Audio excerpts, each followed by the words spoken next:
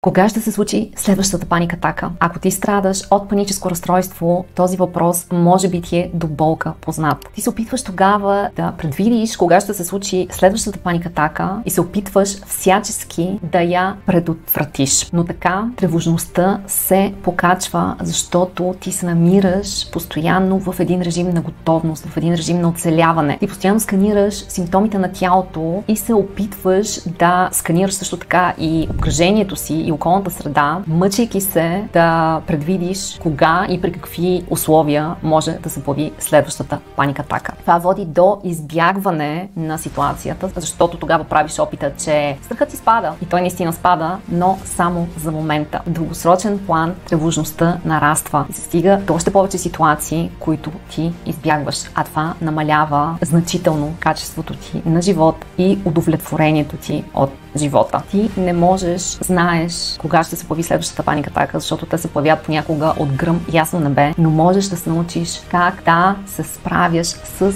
паникатаките, защото те не са опасни за твоето здраве. Симптомите са много неприятни, но те по никакъв начин не застрашават живота ти. И това, което помага, е да се изправиш срещу страха, а не да се опитваш да контролираш кога ще се появят и кога не. Ако не знаеш откъде да започнеш, за теб специално съм направила онлайн курс Паника Стоп, в който те водя стъпка по стъпка в процеса на оздравяване. Така ти ще възвърнеш отново контрол върху живота си и ще се научиш да се справяш с страха. Линкът към онлайн курса ще намериш в описанието.